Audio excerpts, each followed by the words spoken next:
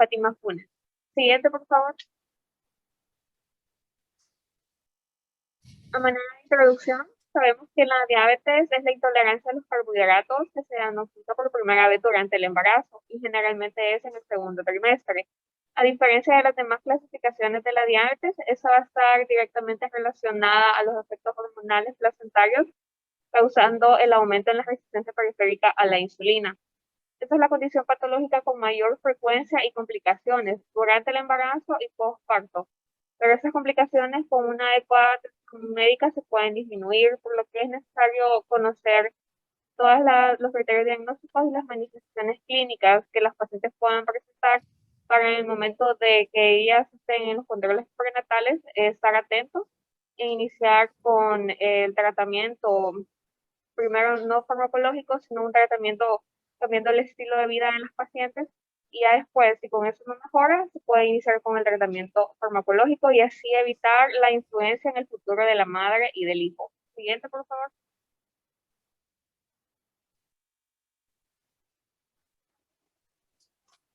Los objetivos, en general, realizar el manejo adecuado de la diabetes en el embarazo. Los específicos, mencionar la clasificación, manifestaciones clínicas, riesgos maternos y fetales que conllevan la diabetes gestacional. Describir los criterios diagnósticos necesarios para categorizar a un paciente con diabetes gestacional y explicar las pautas del manejo terapéutico de la diabetes gestacional. Siguiente. Primero vamos a definir lo que es diabetes mellitus. Es un trastorno metabólico caracterizado por la hiperglicemia que va a estar relacionado con la deficiencia de la secreción o acción de la insulina, esto dependiendo de la clasificación, tipo 1, tipo 2, y en la gestacional, que esta vez muy diferente, y mis compañeros lo van a mencionar más adelante. Como ya sabemos, las complicaciones van a ir más que todo a los ojos, al sistema cardiovascular, al sistema nervioso. La clasificación de la diabetes comprende la interacción de los factores genéticos y del estilo de vida del paciente. Nosotros nos vamos a enfocar específicamente en aquellos que afecten a las mujeres embarazadas. Siguiente. En la epidemiología, esta va a variar según la clasificación de la diabetes. En la región de América viven con diabetes tipo 2 la mayoría de los pacientes. En cuanto a la prevalencia de diabetes gestacional, dice que se va a dar más que todo en las pacientes latinas, afroamericanas y asiáticas, con una prevalencia a nivel mundial del 1 al 14% y en nuestro país es del 7%. Siguiente.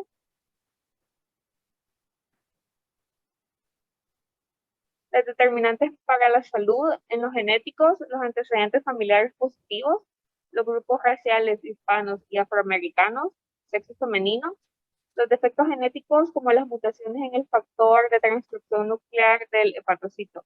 En el estilo de vida se incluyen la mala alimentación por un consumo alto de grasa, la falta de ejercicio que conlleva al sedentarismo y el consumo de fármacos. En el medio ambiente es un nivel educacional bajo y la falta de conocimiento de la enfermedad, además de niveles de ingresos bajos y trabajo que genere altas cargas de estrés, por lo que influye en el comportamiento de la persona. El sistema sanitario, la dificultad para acceder a un sistema de salud de calidad. Siguiente.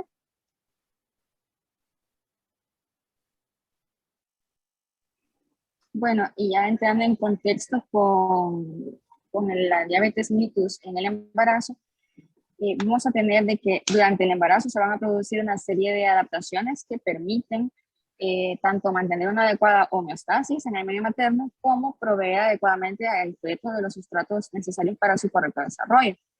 Entonces, aquí tenemos a la insulina materna como la que juega el rol principal o el rol central en la adaptación materna.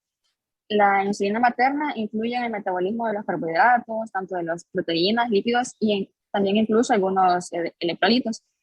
El desarrollo fetal va a depender de la cantidad y la calidad del aporte de sustratos por parte de la madre a través de la placenta. ¿Vean? En este caso, la glucosa es transportada mediante difusión facilitada, entonces la glucosa va a ser el principal aporte energético que va a tener el feto. También hay que mencionar que la insulina materna no es capaz de traspasar la barrera hematoplacentaria. Entonces, es por esto que el feto debe producir su propia insulina en respuesta a los cambios de glicemia, ¿verdad? También vamos a hablar ¿qué pasa durante el primer trimestre? Durante el primer trimestre del embarazo tenemos que existe un aumento en la secreción de insulina y esto es resultado de una hiperplasia de la célula beta del páncreas. Cuando esta hiperplasia es inducida por los altos niveles de progesterona y estrógenos, el aumento de los niveles de insulina va a determinar la acción periférica de la insulina, por lo tanto se va a incrementar la utilización de la misma. Entonces, esos niveles de glucemia, por lo menos en el primer trimestre, van a ser bajos, van a rondar de 70 a 80 miligramos sobre decilitros. Pero cuando hablamos del segundo y tercer trimestre en conjunto, vamos a ver que por lo menos en el segundo trimestre del embarazo, fisiológicamente, fisiopatológicamente, este va a contribuir o corresponde más que todo al periodo que mayor riesgo tiene la madre en potencia en desarrollar diabetes mellitus gestacional. En este caso va a existir un aumento de la demanda fetal tanto por los nutrientes y también porque se requiere la movilización de los depósitos de glucosa. Entonces, la secreción de hormonas placentarias, por ejemplo, la prolactina y el cortisol, se va a ver aumentado. También se va a producir un aumento en la resistencia periférica de la insulina. Este fenómeno ocurre principalmente entre la semana 26 y la 30. Pero si, digamos, tenemos una paciente sana, ¿verdad? Esta insulinoresistencia que está aumentando va a provocar un aumento en los niveles de insulina, ¿verdad? Pero va a permitir sobrellevar la mayor exigencia metabólica sin ningún problema. Pero digamos que tenemos una paciente que tiene factores de riesgo, por ejemplo, que esté obesa, que tenga antecedentes de dislipidemia, que tenga una insulinoresistencia previa y que no esté diagnosticada. En este caso, no podrá, la resistencia de la insulina no va a poder ser compensada adecuadamente y se va a desarrollar la diabetes gestacional. Puedes pasar, por favor. Bueno, en cuanto a los riesgos fetales, tenemos a la macrosomía fetal. Esta va a ser un feto o un recién nacido de gran tamaño que tenga un peso mayor a 4.000 gramos. También tenemos, en cuanto a las malformaciones del sistema nervioso, tenemos el síndrome de regresión caudal. Este se conoce también como un síndrome patognomónico y se va a reconocer por la ausencia del hueso sacro y en este caso sus extremidades inferiores van a estar subdesarrolladas. También tenemos a la muerte fetal intrauterina. Aquí las gestantes diabéticas presentan un riesgo 4 veces mayor de muerte fetal en comparación a las pacientes que no son diabéticas. Muchas veces esta muerte fetal se da a consecuencia de malformaciones genéticas, ¿verdad? Que son incompatibles con la vida y también puede ser a raíz de un desequilibrio metabólico. También tenemos a la miocardiopatía hipertrófica. Yo estaba leyendo que esa se asocia a la presencia de la miocardiopatía con los niveles de hemoglobina glicosilada materna. Eso más que todo al momento del nacimiento, así como su relación, tiene bastante relación con el grado de obstrucción al tracto de la salida del ventrículo izquierdo. También tenemos traumatismos obstétricos. Estos suelen ocurrir a menudo a consecuencia de la macrosomía fetal. También se dan, los más frecuentes son los traumatismos cutáneos, las fracturas de clavículas al momento de que tratan de sacar el feto, ¿verdad? Y también son bastante frecuentes las fracturas de húmero. Puedes pasar, por.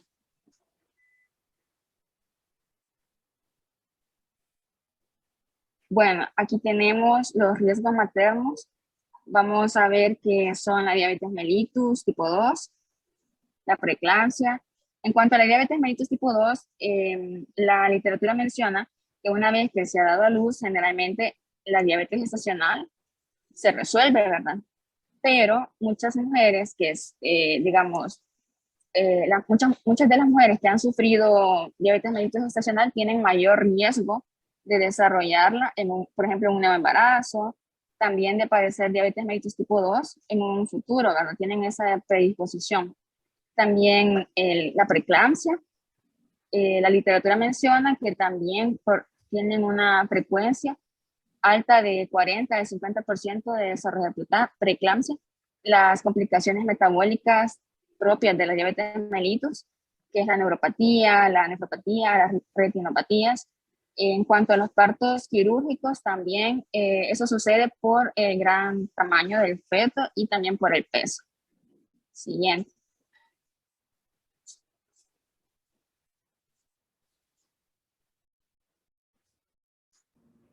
Muy bien, vamos a hablar acerca sobre la atención de pacientes con diabetes, este, con diabetes gestacional.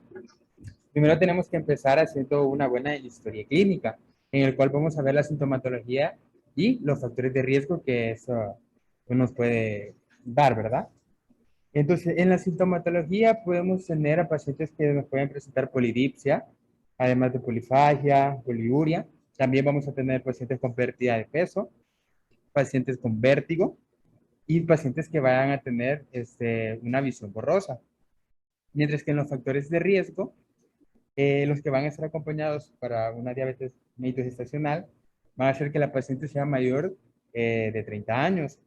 También que esta paciente esté en sobrepeso, con un índice de masa corporal mayor de 27 kilogramos, y también enfermedades respiratorias, hipertensión arterial crónica y síndrome metabólico. ¿Qué debemos de investigar, verdad? Debemos de sospechar e investigar ante la presencia de estas condiciones. Tenemos que investigar si la paciente tiene una enfermedad vascular periférica, alguna enfermedad dermatológica, como mencionábamos, alguna enfermedad respiratoria, ya sea en el momento o sea repetición, ¿verdad? Que ya le había dado antes. También se puede tener candidiasis vaginal, a repetición también. Una glucosuria. Esta glucosuria tiene que ser en la mañana, en la primera orina. También podemos tener el embarazo múltiple. Tenemos que investigar eso porque eso nos puede llevar a que la paciente pueda padecer esta enfermedad. Y es una historia familiar. En esto tenemos que investigar sobre el estado de la familia es de primer grado, o sea, si ha tenido diabetes, parientes que tengan compatibilidad sanguínea con la paciente. También que la raza, etnias, como lo mencionábamos, ¿verdad? En la epidemiología lo mencionaba mi compañera, como en este caso los latinos. Y una buena historia obstétrica. En este apartado nosotros tenemos que investigar si la diabetes es de primera vez o también ha sido por embarazos previos, si ha tenido abortos, si ha tenido algún parto traumático, si ha tenido algún hijo con alguna malformación genética. Tenemos que investigar también sobre preeclampsias previas y alguna antecedente de muerte neonatal.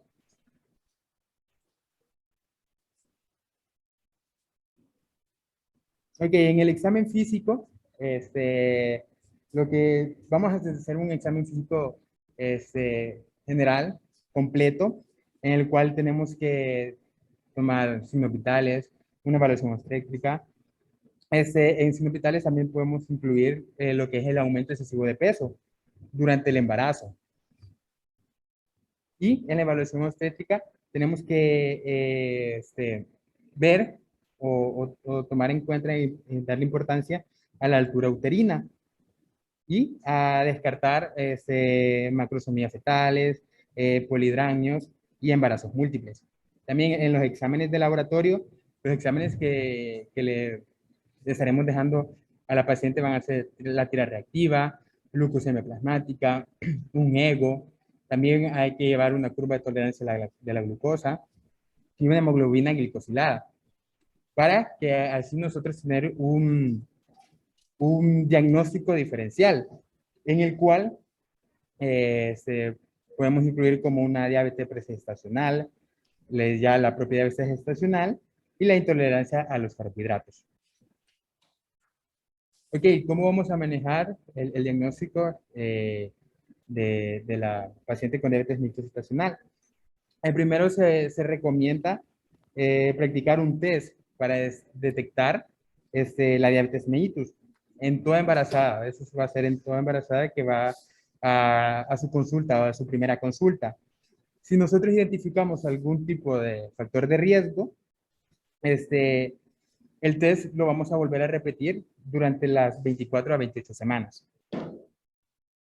Entonces,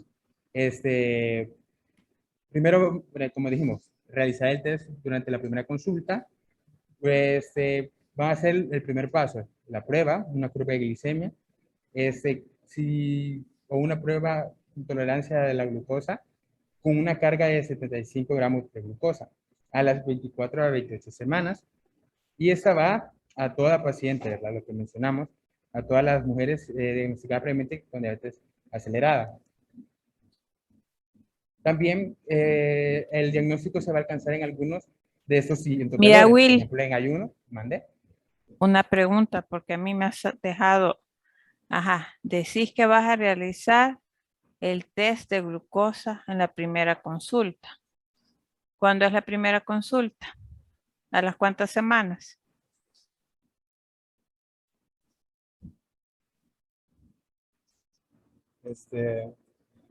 Y lo vimos. Y les pregunto. Y se Sí, enojan. doctora. Idealmente, ¿cuánto tiene que hacer?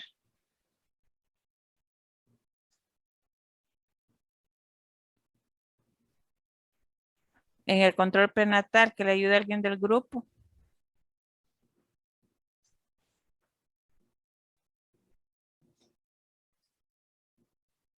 Va, porque fíjate una cosa, me estás Dígame, doctora. diciendo Sí. que la primera consulta, pues sí, hay que hacerle la glicemia, totalmente de acuerdo.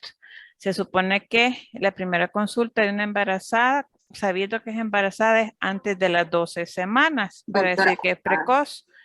Pero a mí lo que llama la atención es que después van a esperar hasta que tenga 24 a 28 semanas de gestación para comprobar o cómo está eso. O sea, explíquenme el procedimiento, pues no estoy diciendo que esté mal o esté bien, sino que explíquenme bien cómo es el procedimiento a seguir. Y obviamente eso no lo sacaron ustedes de los lineamientos del ministerio, ¿o sí? Sí, doctora. Ujú.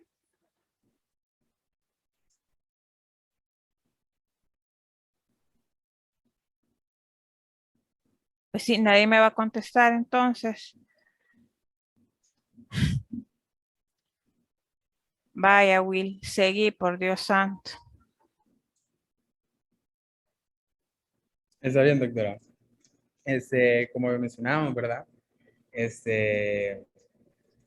Los valores para la glucemia nos pueden dar en ayuno, que es superior o igual a los 92 miligramos por decilitro, Ujú. o una hora después, superior o igual a 180 miligramos por decilitro, o 2 horas, superior o igual a 153 miligramos por decilitro.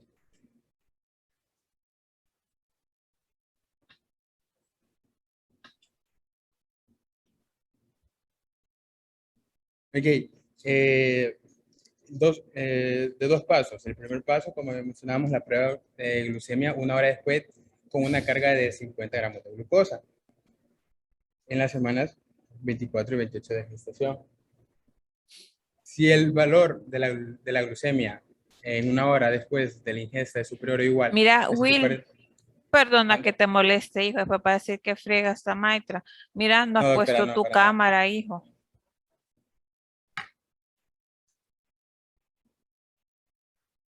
Me Ahí ve, doctora. está, sí, ya te vemos, aunque sea con mascarilla, pero por lo menos Sí, doctora, primera que vez estoy en en el todo el hospital. curso creo que te veo la cara. Vaya, hijo, dale. Ok. Bueno, como lo mencionábamos, ¿verdad? Ujú. Este, Si el valor de la glucemia una hora después es mayor a 140 miligramos por decilitro, se pasa al segundo paso, que la prueba es, se le da una carga de 100 gramos post ayuno a la paciente. Sí. Y aquí tenemos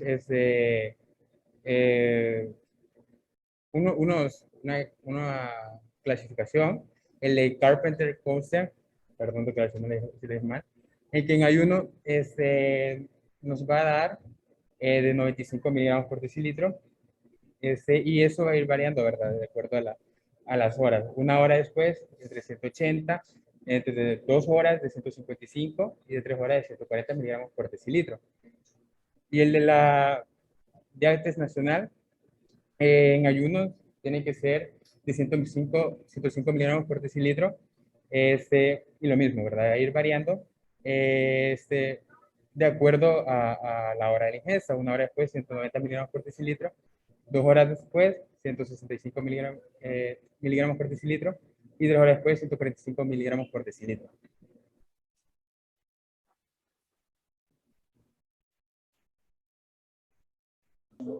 Bueno, continuando con la exposición, ahora me corresponde hablarles un poco sobre el manejo de la diabetes mellitus gestacional. Tiene pilares de tratamiento, pues como sabemos, la diabetes mellitus tenemos tanto tratamiento farmacológico como tratamiento no farmacológico. Dentro del no farmacológico tenemos la alimentación y la actividad física. Respecto a la alimentación, entonces lo más importante o lo que deben de saber es que el aporte calórico y la distribución de nutrientes pues no difieren realmente de las embarazadas no diabéticas. Solo es necesario hacer un aumento calórico diario de 420 calorías en mujeres que tienen un peso ideal, o sea, un peso normal, y de 510 en mujeres enflaquecidas a partir del segundo trimestre de embarazo. La información también de los expertos nos dicen que el aporte calórico mínimo seguro en ese estado es 1.600 calorías. Y también nos dice algo interesante que el consumo de alimentos con bajo índice glicémico reduce significativamente la necesidad de un tratamiento con insulina, o sea, una insulinoterapia. Respecto al aporte de las vitaminas y los minerales, pues es similar a la recomendación normal de la embarazo normal. Respecto a la actividad física, esto es muy importante debido a que las investigaciones nos dicen que tiene efectos importantes respecto a la resistencia a la insulina. Cuando prescribimos actividad física a una paciente gestante con diabetes gestacional, debemos de tener en cuenta varios factores que son muy importantes, como son la actividad y la capacidad física previa de la mujer, el acceso al plan de ejercicio adecuado a su condición y es personalizado para cada mujer, el esquema insulínico y su relación temporal con el ejercicio, el estado obstétrico de la paciente y por último la presencia y severidad de las complicaciones de la diabetes si las tuviera la paciente. Respecto a los ejercicios que se recomiendan, pues básicamente el de las extremidades superiores es seguro, también se puede realizar caminatas regulares, pero el punto es que hay que evitar el reposo innecesario y el sedentarismo. Esto debido a que nos va a dar dos objetivos, nos va a ayudar a mejorar el control glicémico de la paciente y vamos a mantener el estado físico del paciente. Otra cosa muy importante es el monitoreo glicémico. Este es indispensable para evaluar el logro de las metas y establecer los cambios en el tratamiento acordes con las modificaciones metabólicas de la gestación. En un mundo ideal, los expertos nos dicen que debería de ser un control glicémico antes y después de cada comida principal, y si la paciente tuviera una prescripción de insulina basal, debería de agregársele a esta un monitoreo durante la madrugada, pero sabemos que por factores prácticos y económicos, sobre todo aquí en El Salvador, esto es bien difícil. Entonces nos dicen que por lo menos 1 o 2 controles glicémicos al día podrían ser suficientes para tener una panorámica de cómo está su glicemia en el día. Siguiente, por favor.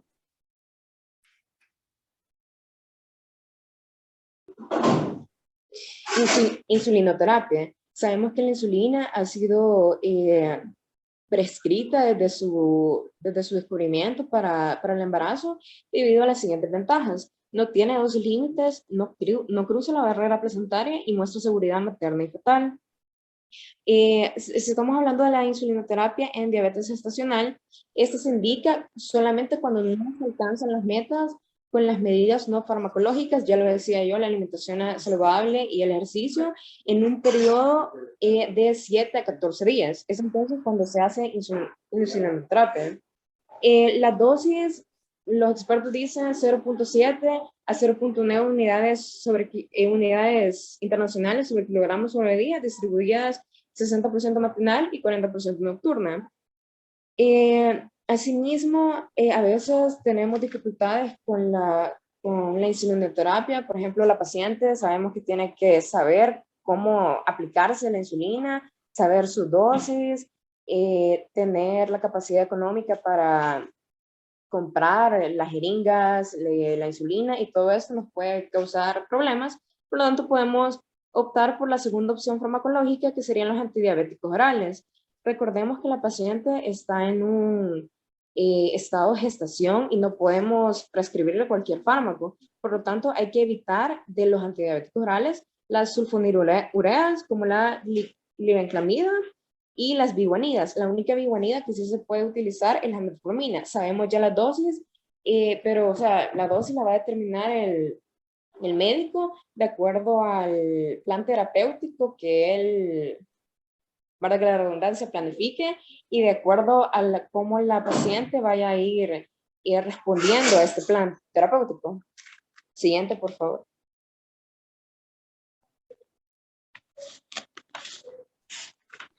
Ahora, muy importante, el manejo posparto de la diabetes mellitus. La vamos a estar reevaluando a la paciente después del parto a las 6 a 12 semanas.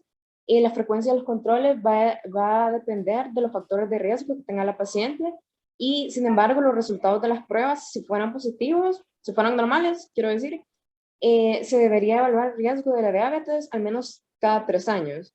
Los objetivos metabólicos a alcanzar son una glicemia en ayuno mayor de 70 miligramos sobre decilitro y menos de 95 miligramos sobre decilitro, una glicemia postprandial en 1 hora menos de 450 miligramos sobre decilitro y en 2 horas menos de 120 miligramos sobre decilitro, cetonuria negativa, glucosurias negativas, infecciones negativas, etcétera. Recordemos que esas pacientes tienen mucho riesgo de padecer posteriormente de diabetes mellitus gestacional, de diabetes mellitus tipo 2. Entonces, este monitoreo post-parto es muy importante. Siguiente, por favor. Ahora pasamos ya a las recomendaciones. Básicamente las voy a leer porque son súper claras y explícitas. Dice: orientar a la paciente y familia acerca de la importancia del control prenatal en las primeras semanas de gestación. Explicarle a la paciente la importancia del control glicémico y el cumplimiento de la dieta saludable, es decir, también del tratamiento no farmacológico. Enseñarle a reconocer los signos y síntomas tempranos de hipoglicemia. Esto es muy importante si estamos hablando de insulinoterapia, como sudoración, hormigueo, desorientación, temblor, palidez, irritabilidad, hambre, cefalea. Posteriormente, orientar al paciente sobre el cuidado del recién nacido y lactancia materna exclusiva en los primeros 6 meses de vida del niño, y la asistencia a los controles postparto y que cumpla el tratamiento, por supuesto. También, como nos decía en los lineamientos, tenemos que ofrecerle a la paciente un método de planificación familiar e informarla respecto a eso y escoger con ella su método de planificación ideal. Otra cosa importante es que se le debe recomendar un periodo intergenésico mínimo de 3 años, es decir, que no se tiene que embarazar por lo menos dentro de 3 años, después de 3 años. Siguiente, por favor. Ahora, para concluir, la diabetes gestacional es de las principales complicaciones obstétricas con una alta morbilidad materna, neonatal y pediátrica. Es por eso que se debe conocer la sintomatología que puede presentar y que la paciente embarazada cuente con un excelente control obstétrico para poder diagnosticar a tiempo esta enfermedad. El tratamiento debería ir enfocado principalmente en contar con una adecuada alimentación, actividad física, o sea, tratamiento no farmacológico, y si es necesario una intervención farmacológica, insulinoterapia o antidiabéticos orales, con el principal objetivo de evitar complicaciones hacia la madre y su bebé. Cabe resaltar la importancia de la reclasificación postparto, puesto que un porcentaje de mujeres tiene una mayor probabilidad de desarrollar diabetes gestacional en el próximo embarazo, lo cual es muy importante, y una predisposición en el futuro de lo que les decía yo, desarrollar diabetes mellitus tipo 2, razón por la cual pues se insiste en el seguimiento de dichas pacientes. Siguiente, por favor.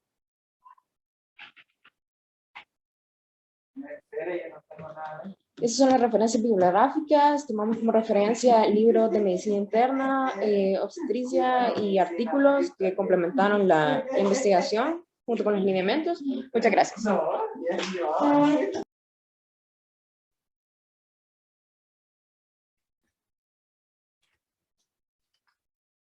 Bueno, una pregunta para el grupo, a ver si así, ahora sí.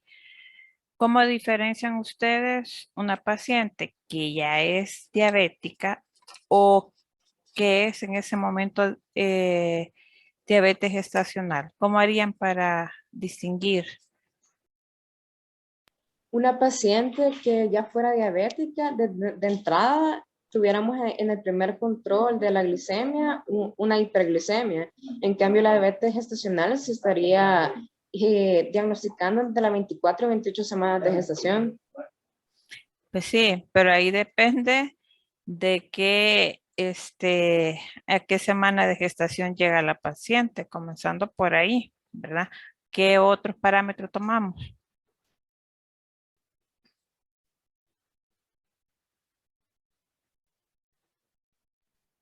Doctora, se podría también, en cuanto a la consulta, se podría hablar con ella y ver si tiene factores, bueno, se podría evaluar, ¿verdad? Si tiene factores predisponentes como tal, o también se puede indagar en la historia familiar.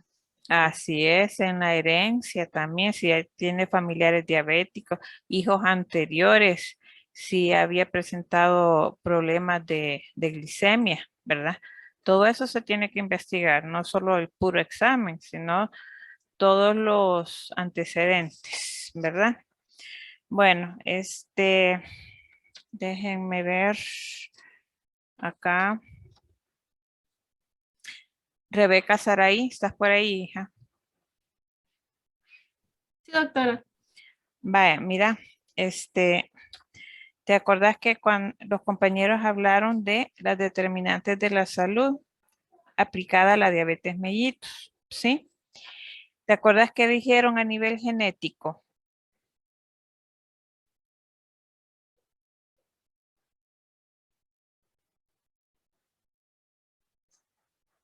No estoy segura, doctora, pero creo que eran antecedentes familiares. Ujú, de diabetes. ¿Qué dice el grupo? Fíjense, doctora, que nosotros encontramos que son mutaciones, vea, Ujú. genéticos son mutaciones en el factor de la transcripción nuclear de la célula, o sea, de la célula, del hepatocito prácticamente. Ujú. Mutaciones y también puede entrar herencia, como dijo la compañera, ¿verdad? Heredan las mutaciones, por decirlo de alguna manera. García Nerio, Dígame, doctora. del estilo de vida, ¿te acordás, hija? Sino que el equipo te diga. Bueno, la alimentación que fuese, dijeron que no difería mucho a la alimentación de la embarazada normal, pero sin embargo Ajá. que era importante que ella pudiese cumplir con hábitos alimenticios saludables y que aportaran los nutrientes necesarios para la etapa en la que estaba cursando. Eso es lo que más o menos me acuerdo, doctora. Vaya, refuércenle a la compañera, por favor. También había que agregar, ¿vas a hablar, Willy? Bueno, también había que agregar si la paciente practica algún ejercicio, no necesariamente un deporte, sino que, digamos, puede iniciar con una caminata y también evitar el consumo de fármacos así indiscriminados, vea, que me siento mal, me voy a tomar. La automedicación más que todo, vea. Y bueno, eso agregaría yo. Vale. Y de medio ambiente, Irving Gómez. Sí, doctora, yo recuerdo que dijeron que era falta de conocimiento de la enfermedad. Del medio ambiente. Ujú. A ver, compañeros, Eh, refuérzanle. Ujú. sí, el bajo nivel de educación, ¿verdad? O de Educación. conocimiento que la paciente puede tener acerca sobre la enfermedad, Ujú. pues puede ser algo para que la paciente no consulte a tiempo o no se preocupe por su bienestar. Y esto va amarrado también al estilo de vida, ¿verdad? Ya que Ujú. tiene una mala alimentación porque no tiene el conocimiento necesario. Ujú. También se puede decir un nivel de ingreso bajo porque la paciente no, no tiene acceso o tiene una dificultad para tener acceder a un sistema de salud, se puede decir. Así es, hijo. Jocelyn Hernández, por último, háblame del sistema sanitario. Hola, doctora. Más Hola, que hija. todo aquí es la Ujú. dificultad de acceder a un sistema de salud de calidad. Muy bien. Bueno, ahí entran muchos factores. La accesibilidad. En la accesibilidad puede ver la distancia, por ejemplo, ¿verdad? La dificultad para llegar a un centro de atención, que si llegas al centro de atención, este no cuente con los insumos adecuados, ¿verdad? Para el tratamiento del paciente, ya sea laboratorialmente hablando o medicamentos, ¿verdad? Consejería y todo eso. Muy bien, niños. Ahora, por último, ¿se acuerdan que en la presentación el equipo habló de que hablaron de dos tipos de riesgos, los riesgos fetales y los riesgos maternos? A ver, sin mencionar yo, mejor levanten la mano. ¿Quién me quiere mencionar, aunque sea 3 riesgos fetales? A ver, Erla. Bueno, dentro de los riesgos fetales podemos mencionar la macrosomía, Así también es. la muerte fetal intrauterina Ujú. y pueden haber traumatismos obstétricos. Obstétricos. Muy bien, Erla. ¿Y quién me quiere hablar de los riesgos maternos? Que no sea Erla. A ver, Eunice.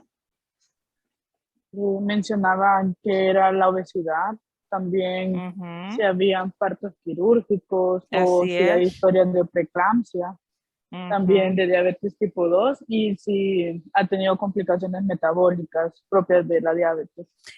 Muy bien. Estamos en lo correcto.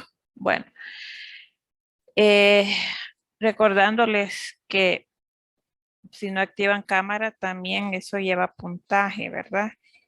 Y este equipo no me lo activó. Es que ni modo. Bueno, niños, los felicito.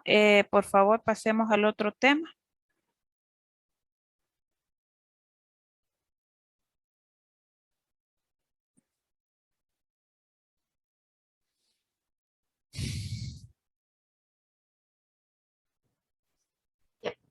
No sé si me ven. Sí, Sí, Rebeca, se ve la presentación. también. Vaya.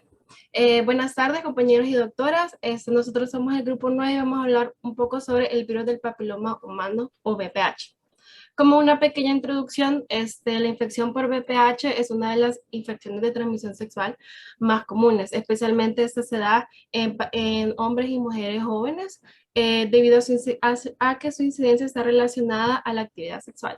Su importancia radica que es el principal agente etiológico del cáncer de cuello uterino. Esta infección suele ser asintomática en hombres y en mujeres va a producir lesiones en formas de coliflor llamadas condilomas o verrugas. En sí es una enfermedad que es muy prevenible a través de la educación a la población mediante el uso de condón, así como también incentivar el uso de la vacuna. Su diagnóstico y detección puede ser muy oportuna a través de diferentes pruebas como la citología para un tratamiento también oportuno. Como objetivo principal o general tenemos explicar la definición, los factores de riesgo, la clínica, el diagnóstico y el tratamiento del virus del papiloma humano o VPH. Como objetivos específicos tenemos identificar aquellos factores de riesgo en la población para su adecuado manejo. Y también tenemos describir los síntomas y signos, así como el diagnóstico del VPH para un tratamiento temprano u oportuno.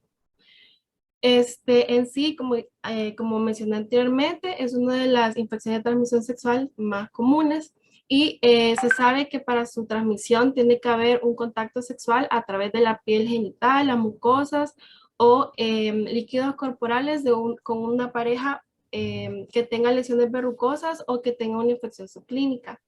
Clínicamente se van a clasificar en dos grupos, los más de 200 genotipos distintos de VPH que existen. Están los de bajo riesgo congénito, que principalmente tenemos al VPH 6 y 11, que estos van a ser los responsables de las lesiones benignas más comunes y de las verrugas anogenitales. Y también tenemos las que tienen alto riesgo congénito, que principalmente son la 16 y el 18, que son aquellas que van a originar las lesiones displásicas, que suelen ser precursoras de neoplasias, especialmente en el cuello del útero, el ano y la orofaringe.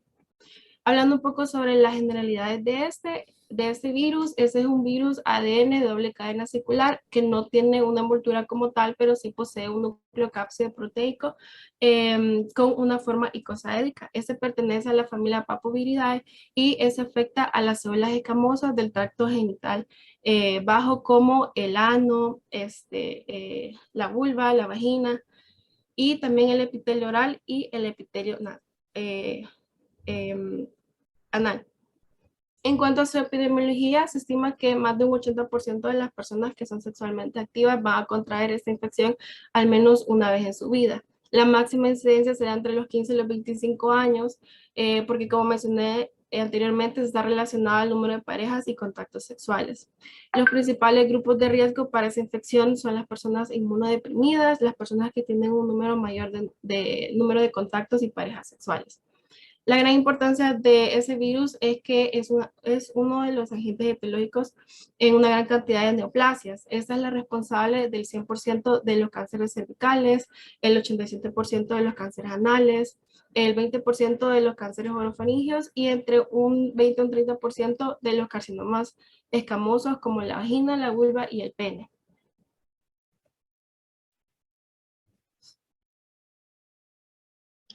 Con respecto a la clasificación a grandes rasgos, de acuerdo a lo que es la Organización Panamericana para la Salud, tenemos los de bajo riesgo oncogénico y los de alto riesgo oncogénico. Se dice que los de bajo riesgo oncogénico causan verrugas genitales en mujeres y en hombres, pero no causan cáncer, y sobre todo los serotipos 6 y 11, y los de alto riesgo oncogénico pueden obviamente provocar cáncer, y la causa principal es una infección persistente o crónica con uno o más tipos de VPH, ya sean los serotipos 16 y 18. Pásalo, por favor. Sí, bien, vamos con los determinantes de la salud. Entre los biológicos tenemos la edad y también el sexo, ¿verdad? En el medio ambiente podemos mencionar el bajo nivel socioeconómico. Recordemos que está relacionado con la educación, inclusive me atrevería a decir con la cultura, ¿verdad? Con las creencias populares, digamos así. El estilo de vida, pues el inicio de relaciones sexuales a temprana edad, tener una pareja sexual que se considera de alto riesgo o que esté o tenga VPH, enfermedad de transmisión sexual concomitantes y múltiples parejas sexuales, y los ACOS. En el sistema sanitario, pues el menor acceso al sistema de salud y cribado. Recordemos que no todas las personas tienen una unidad de salud o a dónde recurrir a la par de su casa, sino que tienen que viajar pues mucha distancia y kilómetros, entre otras. Bien, las manifestaciones clínicas, tenemos principalmente las lesiones elevadas, de coloración pues grisácea, que se pueden presentar ya sea solas o en racimos, tomando una apariencia similar a la de un coliflor en genitales, ano y piel circundante.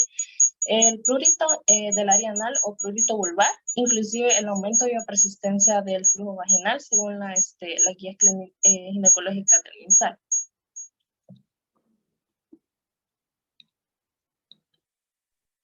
Para continuar tenemos el diagnóstico del BPH. Siguiente, por favor. Para diagnosticar en sí el BPH tenemos 3 diferentes pruebas que nos van a ayudar más que todo a diferenciar.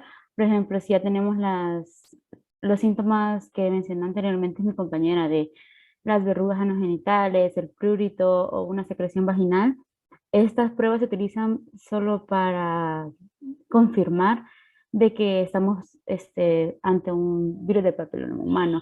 Como primero tenemos la prueba de solución en vinagre de ácido acético, que esta se hace sobre las verrugas anogenitales, que se aplica una solución de vinagre en esta zona donde está la verruga y estas se tornan blancas si da un positivo para un virus de papiloma humano. El examen de Papa Nicolau, o también llamada la citología convencional, en la que el médico, ¿verdad? Ya sea ginecólogo o nosotros que también se utilizan en las unidades de salud, se recolecta una muestra de células del cuello del útero o la vagina para enviarlas a analizar en un laboratorio.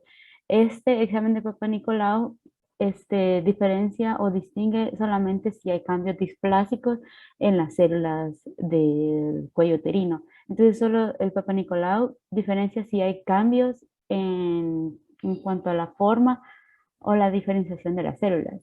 Y a la prueba de ADN ya sí es específicamente para el BPH en específico, que estas se realizan siempre en las células del cuello uterino y es para reconocer el ADN de las variedades del virus del papiloma humano de alto riesgo. Es decir, puede haber una verruga en el área genital y esta prueba de ADN se utiliza para saber si es benigno o maligno, así como mencionaban mis compañeras anteriormente, si puede ser de la clasificación 6 u 11 que eran de bajo riesgo o de la 16 y 18 que son ya los oncogénitos que nos pueden llevar a un cáncer cervicouterino. También que se recomienda realizar esta prueba en mujeres mayores de 30 años, además del examen de Papa Nicolau.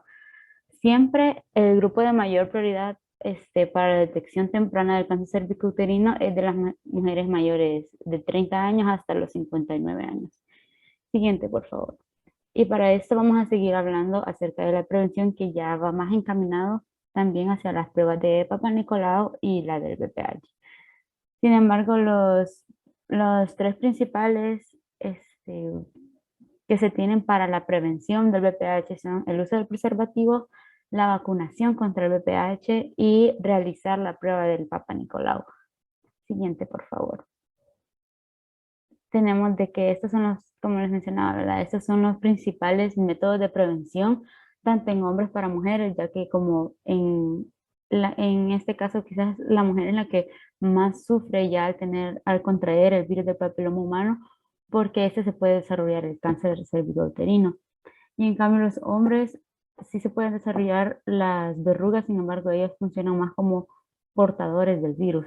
Y por eso es que se hace énfasis para la prevención en el uso de preservativo, en el uso de condón, además de realizar la prueba Papa Nicolau, que esta se recomienda, que es la citología convencional, se recomienda en mujeres de 20 a 29 años de edad y también en mujeres menores de 20 años también se recomienda, pero se debe de valorar el riesgo individual. Por ejemplo, en las mujeres de menos de 20 años que, digamos, han sido abusadas sexualmente o que ya tienen una vida sexual activa, o por ejemplo las trabajadoras del sexo también. Esta sí es más recomendable que se haga con más frecuencia la toma del PAP. Sin embargo, la frecuencia más aceptada según los lineamientos del MinSal para la repetición de la prueba es cada 2 años. E incluso también para las mujeres de entre 30 a 59 años, que es cuando esta incidencia sube un poco más, siempre se recomienda que su frecuencia de la prueba de PAP sea cada 2 años. Sin embargo, también en las de 30 a 59 años se debe realizar también la prueba del BPH. Y sobre todo también se debe realizar la prueba tanto PAP como la del BPH en todas las mujeres que presentan los síntomas de los que hemos estado hablando, las verrugas en los genitales y además de si presentan el flujo vaginal y el prurito. Siguiente, por favor. Aquí es un poco más de lo que les estaba diciendo, ¿verdad? Que principalmente es el uso del preservativo que puede reducir el riesgo de contagio y las lesiones asociadas al mismo debido al contacto que este tiene en las zonas genitales. También tenemos que la circuncisión en los hombres parece reducir la prevalencia de la infección, también acortando el tiempo de aclaramiento viral y reduciendo el riesgo de contagio en la mujer. Y también se recomienda el limitar el número de parejas sexuales, el cual puede reducir el riesgo de la infección del VPH. El tener múltiples parejas sexuales obviamente aumenta más el riesgo de el contagio por el VPH. Y sobre todo está la abstención sexual, que es el único método certero para prevenir el contagio de VPH. Siguiente, por favor. Aquí tenemos el tamizaje de la infección por VPH y el cáncer y el precáncer cérvico-uterino, que son las pruebas de VPH, la citología y la inspección visual con ácido acético. La inspección visual con ácido acético es más que todo ya en la clínica, y si este ya resulta positivo se debe de mandar la prueba del VPH correspondiente. Y el tamizaje no se realiza para diagnosticar la enfermedad, lo que les estaba diciendo, el ácido acético no se utiliza en sí para diagnosticar la enfermedad, sino para identificar si una persona tiene un mayor riesgo de tener la enfermedad o si tiene precursor de la enfermedad. Ya se diagnostica o se confirma ese diagnóstico con la prueba de VPH, y también ahí nos dice qué tipo es el que tiene, si uno de bajo riesgo o uno de alto riesgo. Siguiente, por favor. También está la prueba de Papa Nicolau, que es la que estaba más o menos explicando, que se toma las células por el raspado de la abertura del cuello uterino y se examinan bajo un microscopio. Y esto determina más que todo los cambios displásicos o si no hay cambios en las células del cuello uterino. Y lo que les decía, que se recomienda que se realice al menos cada 2 años. Siguiente, por favor. Y ahora ya tenemos la vacuna, de que esta es la mejor manera de prevenir el cáncer cervicouterino, que la vacunación en El Salvador es en las niñas a partir de los 9 años de edad hasta un día antes de cumplir los 10 años de edad. Y que estas se vacunen, es indispensable que se vacunen antes de comenzar la actividad sexual. Esta es una vacuna tetravalente o también llamada Gardasil. Su vía de administración es intramuscular en el deltoides, en el bracito. La forma farmacéutica es suspensión inyectable por vía intramuscular. Su presentación es vial monodosis de 0.5 ml y se deben administrar 2 dosis. La segunda dosis se aplicará con un intervalo mínimo de 6 meses después de haber sido aplicada la primera dosis. Siguiente, por favor.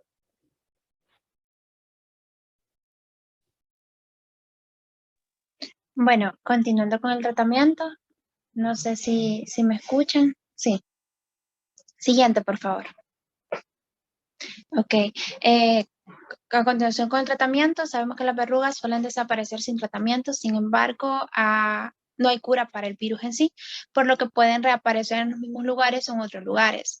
Es importante considerar que el tratamiento de las verrugas anogenitales es necesario valorar cada caso de forma individualizada, tomando en cuenta que hay muchos tratamientos de elección y también por los diversos, por la extensión, el tipo de lesión e inclusive el costo del tratamiento para el paciente.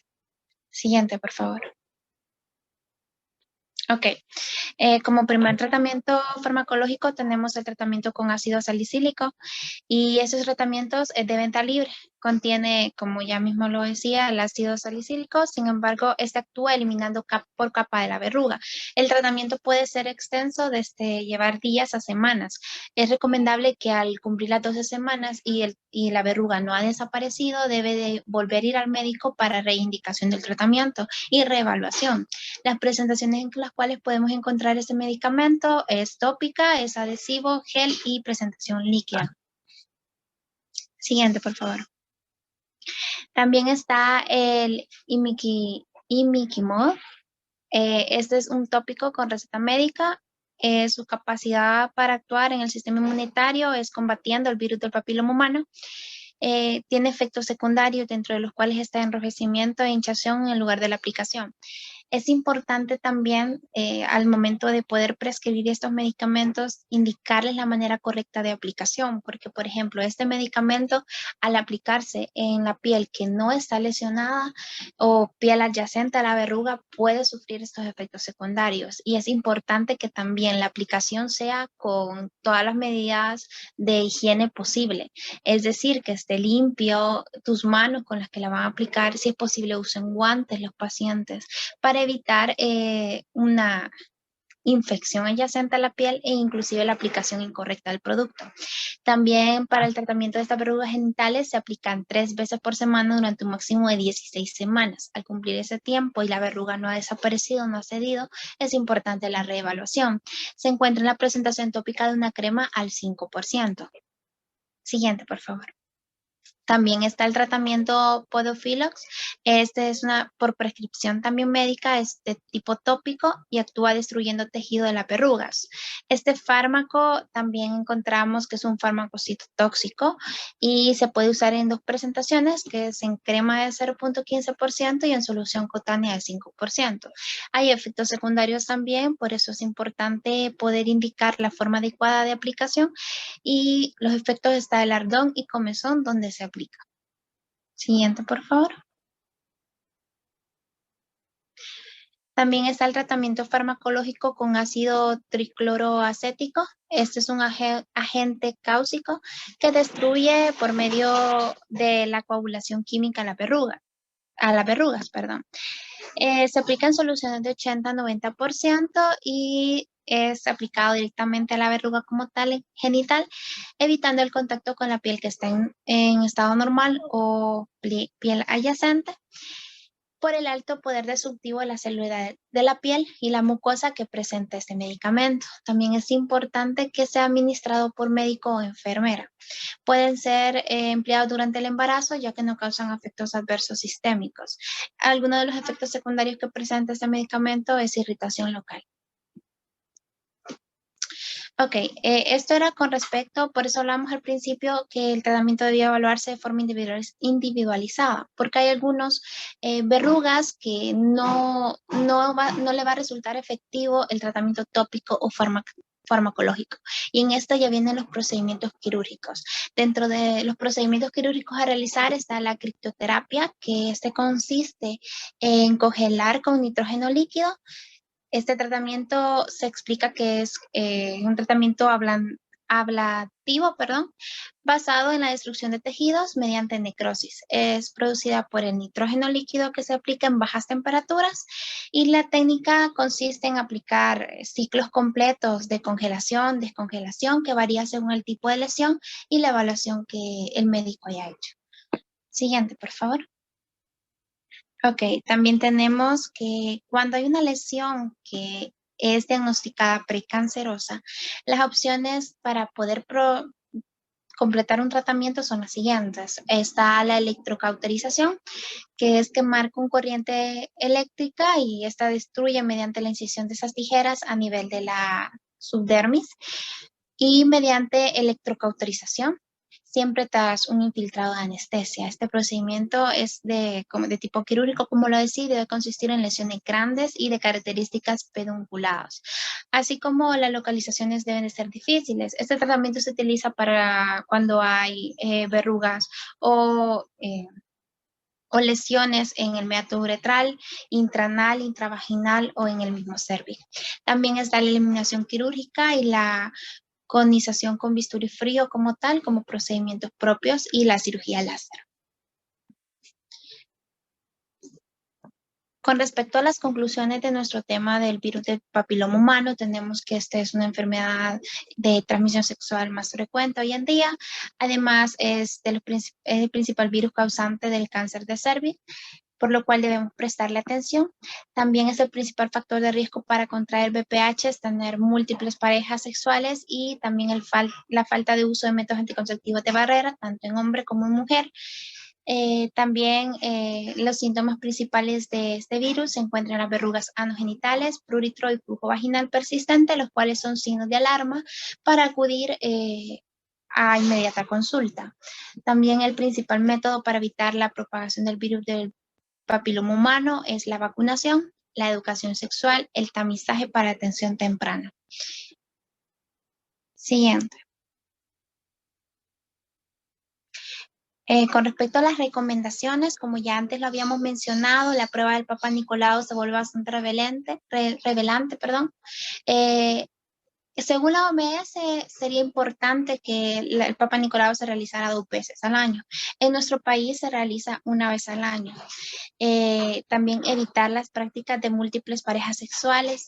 Ya previamente mi compañera les mencionaba que la mejor manera de evitarlo sería la abstinencia. Sin embargo, una de las recomendaciones sería evitar la práctica de múltiples parejas, si no se puede mantener la abstinencia. También la vacunación en las niñas, entre las edades ya mencionadas, de 9 hasta un día antes de los 10 años, antes de haber iniciado su vida sexual activa. Los hábitos saludables también se tornan bastante importantes, ya que el ejercicio, una buena alimentación saludable, también son factores que pueden contribuir a el sistema inmunológico de tu cuerpo. Siguiente, por favor. Aquí está la bibliografía que utilizamos y pues muchas gracias.